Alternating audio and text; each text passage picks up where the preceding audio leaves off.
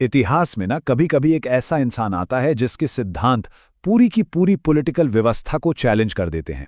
ये कहानी एक ऐसे ही शख्स की है जिसने सत्ता के गलियारों में ईमानदारी की एक नई मिसाल कायम करने की कोशिश की। जनता ने उन्हें एक नाम दिया, मिस्टर क्लीन, और यही नाम उनकी पहचान बन गया। तो आखिर कौन थे विश्वनाथ प्रताप सिंह, और इंडियन पॉलिटिक्स में इस नाम का असल मतलब क्या था? चलिए समझते हैं। वीपी सिंह को समझने के लिए कहानी को बिल्कुल शुरू से शुरू करना होगा, जहां उनके उसूलों की नींव रखी गई थी। सोचिए, जन्म हुआ 1931 में और उन्हें गोद ले लिया मांडा के राजघराने ने। लेकिन कमाल की बात यह है कि शाही माहौल में पलने के बावजूद उनमें वो राजा महाराजाओं वाला एटीट्यूड नहीं आया, बल्कि गरीबों और ज़रूरतमंदों के लिए एक सामाजिक जिम्मेदारी की भावना पैदा हुई। तो ये टाइमलाइन देखिए, कितनी तेजी से उनकी दुनिया बदली। एक राजघराने से सीधे पब्लिक सर्विस में।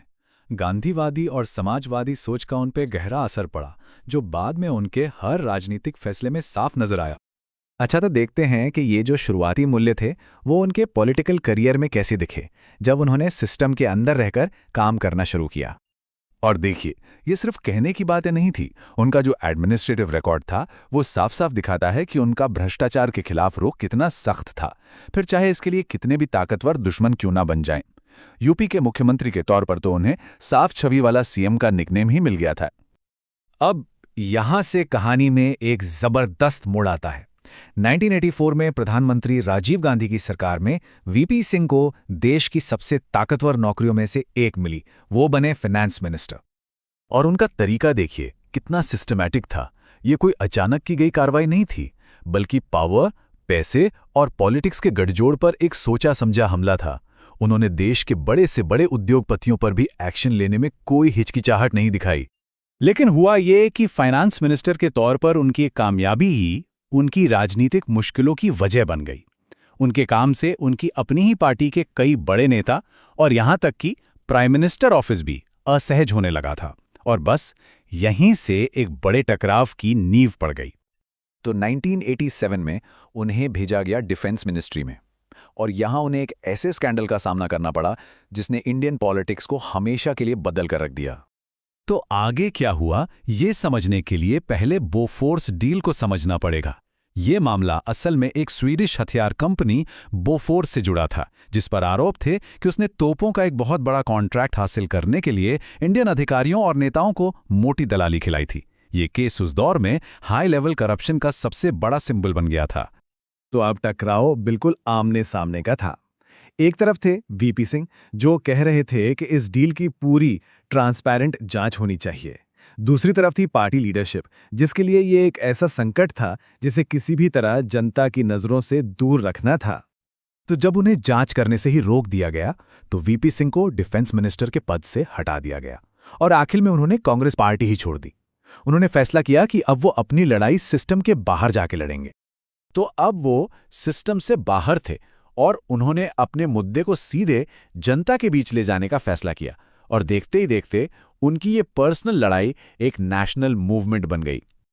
वो एक तरह से एक सेंटर पॉइंट बन गए, जिसके इर्द गिर्द एक नई पॉलिटिकल ताकत इकट्ठा हो सकती थी। 1988 में उन्होंने अलग थलग पड़ी ऑपोजिशन पार्टियों को एक साथ लाकर जनता दल बनाया, एक ऐसी नई पार्टी जिसकी बुनियाद ही एंटी करप्शन थी। और ये था उनका winning formula. Janata Dal, left पार्टियां और रीजनल पार्टियों को मिलाकर बनाया गया राष्ट्रीय मोर्चा या नेशनल फ्रंट। ये वो गठबंधन था जो आने वाले चुनावों में कांग्रेस पार्टी को सीधी टक्कर देने के लिए तैयार था।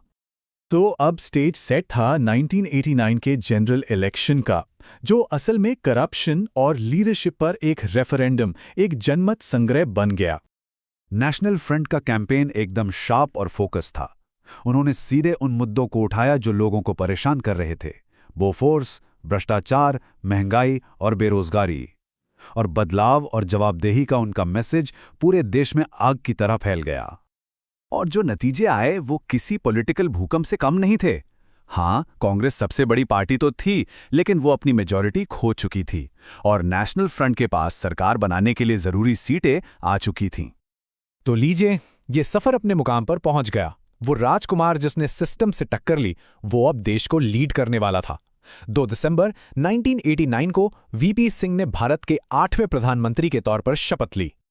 वीपी सिंह का सत्ता में आना इतिहास में एक बहुत ही दमदार अध्याय है और ये हमें एक सवाल के साथ छोड़ जाता है कि एक ताकतवर सिस्टम के खिलाफ किसी एक इंसान का इरादा और उसकी बगावत सच में देश की राजनीति का रुख कितना बदल सकती है।